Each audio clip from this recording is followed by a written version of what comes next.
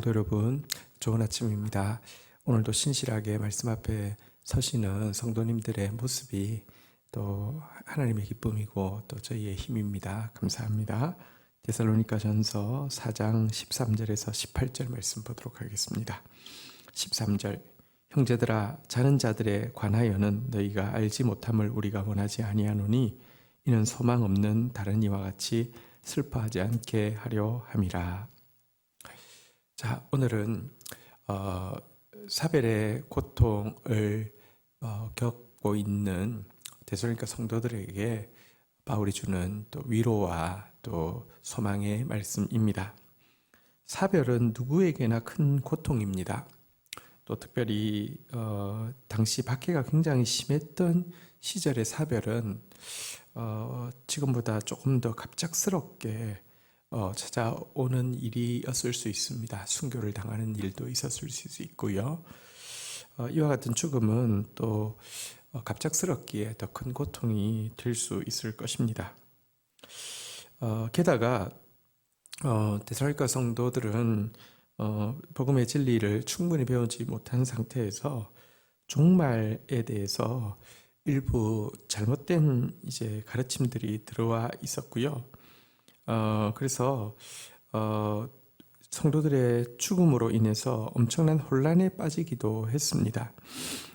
종말이 금방 임할 것이고 그리스도의 이 승리가 금방 임할 것이라고 믿었는데 박해로 인하여서 죽임을 당하는 성도들의 모습은 그들에게 굉장히 큰 혼란을 야기할 수 있었던 것입니다. 자, 그래서 바울은 이제 이 내용을 다루려고 하고 있는데요. 먼저는 사별을 대하는 성도들의 슬픔이 영생에 대해서 소망이 없는 다른 사람들의 그것과는 다른 것이 되어야 된다고 이야기를 하고 있습니다. 자, 왜 그렇습니까? 14절부터 한번 볼까요? 우리가 예수께서 죽으셨다가 다시 살아나심을 믿을진대 이와 같이 예수 안에서 자는 자들도 하나님이 그와 함께 데리고 오시리라. 기독교의 가장 중요한 가르침은 예수 그리스도께서 우리를 위해서 죽으실 뿐만 아니라 또 부활하셨다는 사실을 믿는 것입니다. 죽음으로 끝나지 않고 부활한다는 사실을 우리는 예수님을 통하여서 고백합니다. 그리고 또 그리스도를 믿고 죽은 자들을 예수 그리스도를 부활시키심과 같이 때가 되면 다시 살리실 것을 믿는 것이 기독교의 믿음입니다. 15절, 우리가 주의 말씀으로 너희에게 이것을 말하노니 주께서 강림하실 때에 우리 살아남아 있는 자도 자는 자보다 결코 앞서지 못하리라. 기독교는 사실 부활의 종교고 부활이 없다고 하면 기독교는 존재할 수 없다라고 가르치고 있는 이 믿음을 믿을진데 여러분, 우리에게 사별의 고통은 정말 큰 것이고 예수님도 나사로의 죽음 앞에서 눈물을 흘리심 같이 눈물을 흘리는 것 자체는 정당하고 또 마땅하고 그러해야 하지만 아무런 소망이 없는 것처럼 슬퍼해서는 안 된다는 사실도 분명히 해야 합니다. 15절에서 이야기하고 있는 바는 무엇이냐고 하면 재림의 시점에서 보면 죽은 성도가 살아서 주를 기다리는 성도보다 더 먼저 부활하여서 예수님 앞에 서게 된다는 사실을 이렇게 이야기하면서 그래서 우리의 관점으로 보면 슬프지만 또 영혼의 관점에서 보면 그들이 주님께 더 가까이 있다는 사실을 이야기하고 있는 내용입니다. 자, 16절 한번 보도록 하겠습니다. 이제 예수 그리스도께서 재림하시는 날 우리의 부활이 어떻게 이루어지는지에 대한 내용입니다. 주께서 호령과 천사장의 소리와 하나님의 나팔 소리로 친히 하늘로부터 강림하시리니 그리스도 안에서 죽은 자들이 먼저 일어나고. 자, 그날이 되면 주께서 재림하시는 날이 되면은 호령과 천사장의 소리와 하나님의 나팔 소리가 온 우주에 울려 퍼지게 될 것이고요. 하늘로부터 그리스도께서 친히 강림하시게 될 것입니다. 그런데 그때 순서는 첫 번째 그리스도 안에서 죽은 자들이 제일 먼저 일어난다는 것입니다. 죽은 자들이 먼저 일어나고요.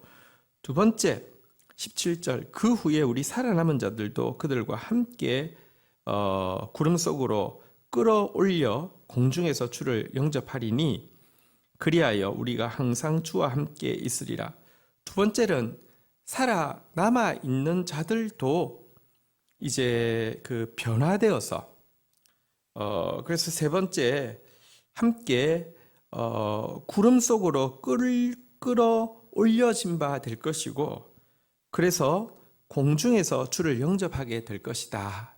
이것이 부활의 이제 그 스케줄이라고 알려주고 있습니다. 그리고 그곳에서 우리는 주와 함께 영원히 있을 것이다. 이렇게 이야기했는데요. 이것에 대해서 좀 설명을 하도록 하겠습니다. 죽은 자가 먼저 부활합니다. 산자는 변화되어집니다. 그래서 구름 속으로 끌어올려져 갑니다. 그래서 공중에서 주님을 만납니다. 자, 그런데 먼저 이 일이 예수 그리스도에게 그대로 일어난 일임을 좀 기억할 필요가 있습니다. 죽으셨는데 부활하셨고요. 부활하신 그의 몸은요, 이제 과거의 몸이 아니라 영광스러운 몸으로 변화되으셨고요. 공중으로 올라가셨어요. 이렇게 이제 승천하셨는데요. 이 새 예수 그리스도에게 일어났던 단계, 죽음에서의 부활과 몸의 변화와 공중으로서의 승천, 이 과정, 이것을 이제 신학적으로는 그리스도의 승귀라고 합니다. 이렇게 이제 그 종기한 단계로 올라가신 이 단계를 그리스도의 승기라고 이야기하는데요. 바로 이 그리스도의 승기와 똑같은 스텝을 밟아서 우리에게 마지막 최후에 우리의 이제 부활이 이루어진다라고 이야기하고 있는 바입니다.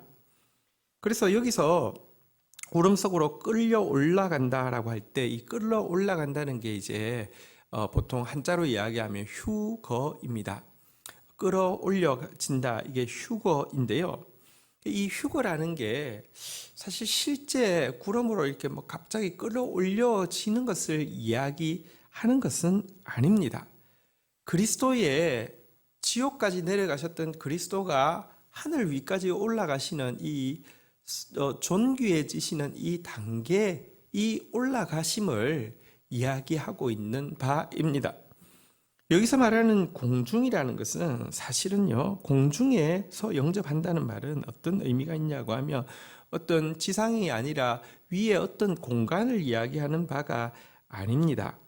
성경에서 공중이란 사단이 공중권세 잡은 자로서 이 세상을 다스린다라고 할 때 사용하는 표현인데요. 이 세상을 다스리는 사단의 처소가 이제 예수 그리스도의 승리와 성도들의 승리로 말미암아 패배당하고 완전히 그리스도의 통치가 회복되어진다라는 의미에서 공중입니다. 공중권세 잡은 자 사단은 쫓겨나고 이제 그리스도와 그와 함께 부활한 성도들이 다스린다는 점에서 공중이지 천공의 어떤 영역을 이야기하는 것도 아닙니다. 그래서 여기 이제 휴거와 공중재림이라는 단어는 성경에서 뭐 끌어올려 간다는 휴거라는 단어도 있고 공중이라는 곳, 예수님을 영접할 곳이 공중이라고 되어 있기 때문에 공중재림이라는 말도 틀린 말 같지 않지만 의미적으로 보면 휴거라는 게 우리가 갑자기 끌어올려가는 것을 이야기하는 것이 아니라, 다시 이야기합니다. 예수님께 일어났듯이 지옥까지 내려가셨던, 우리를 위해서 내려가셨던 분이 하늘까지 오르시는 이 승귀의 단계를 우리도 밟게 될 것이고요. 그래서 이제 사단이 다스리던 영역을 그리스도와 함께 우리가 다스리게 된다라는 의미를 가진다는 것입니다. 제가 왜 이 설명을 하는지 조금 말씀을 드리겠습니다. 대부분의 이단이나 세대주의 종말론을 가르치고 있는 곳에서 예수 그리스도의 재림에 대해서 공중재림이라고 이야기합니다. 공중재림의 다른 말이 무슨 말이냐고 하면 지상재림인데요. 다시 말하면 공중에 재림하셨다가 한 단계 또 내려오시는 게 지상재림인데 이렇게 두 단계로서 나누어져 재림이 이루어진다는 것입니다. 그리고 신자들도요, 두 단계로서 이 재림을 맞이하는데 아주 등급이 높은 신자들은 휴거에서 공중에 올라가서 이 환란을 면하게 되고, 나머지 2등급 신자들은 이 세상에서 환란 다 당하고 나서 그제서야 주님이 지상에 재림하실 때 구원을 받게 된다라고 이야기하면서 두 번의 재림과 이 두 단계의 환란을 안 받는 신자와 환란을 받는 신자 이렇게 나누어진다라고 세대주의 종말론자들과 이단들은 이야기합니다. 이렇게 되면 여러분 충성 경쟁을 신자들에게 등급을 나누기 때문에 시키기가 굉장히 좋게 되고요. 또 한 가지, 자신들이 끊임없이 예수님의 재림 날짜를 예시했는데 계속 틀렸거든요. 그래서 지금부터는 뭐라고 이야기냐면, 날짜가 틀린 게 아니라 예수님이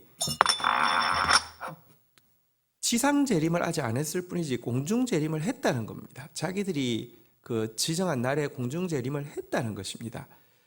그런데 여러분, 이제 우리 정통교회가 받아들이고 있는 종말론은 무천년설하고 역사적 전천년설인데요. 이 무천년설과 역사적 전천년설은 둘 다 이중 재림에 대해서, 다시 말하면 공중에 재림했다가 또 지상으로 재림하는 이중 재림에 대해서 배격하고 있습니다. 오늘 본문에도 보면 공중에서 주를 영접하여서 우리가 항상 주와 함께 있으리라고 하면서 영원히 그곳에 있다고 이야기했는데요. 다시 말하면 주의 통치와 영원히 함께한다, 이런 의미이지 이것이 두 단계를 나누어서 일어난다 이런 뜻은 아니라는 것입니다. 요는 예수 그리스도에게서 일어났던 그 똑같은 부활을 또 우리도 경험하게 될 것이며, 그리고 그 부활 이후에 우리는 이제 더 이상 사단이 다스리는 세상이 아니라 그리스도께서 다스리는 세상에서 주와 함께 생명의 면류관 쓰고 왕노릇하는 세계가 열릴 것이다 라는 이야기입니다. 그러니 그리스도 안에서 죽은 자들을 위해서 우리가 애도할 수는 있지만 소망 없는 것처럼 슬퍼할 이유가 없으며, 또한 잘못된 이 종말에 대한 가르침 때문에 혼란스러워할 필요가 없다. 이것이 오늘의 가르침입니다. 주신 말씀 붙잡고 제가 기도하며 나가도록 하겠습니다. 하나님, 우리에게 사별의 큰 고통들이 찾아올 때가 있습니다. 말할 수 없는 슬픔을 느낍니다. 그러나 주님, 그럼에도 불구하고 주님, 우리에게 부활의 소망이 있음을 인하여서 감사합니다. 주님, 우리는 예수 그리스도의 부활을 믿고 그리스도 안에서 잠든 자들의 부활을 믿고 있습니다. 부활의 생명이 되신 예수 그리스도, 부활의 소망을 주신 예수 그리스도 찬양하고 경배합니다. 마지막 때 또 우리의 부활의 그날이 될 때에 예수 그리스도께서 우리를 위해 낮아지셨다가 높아지신 같이 비천한 우리가 그리스도의 그 승귀의 가정을 또 밟게 되며 주와 함께 왕노릇하는 일이 일어날 것을 약속해 주셔서 감사합니다. 주님, 이 소망이 있으니 이러한 말로 서로 위로하면서 오늘도 슬픔 많은 세상 가운데서 또 주님의 사람으로 살아낼 수 있도록 저희를 붙들어 주시기를 간절히 간구하고 소원합니다. 감사합니다. 예수 그리스도의 이름으로 기도 올립니다. 아멘.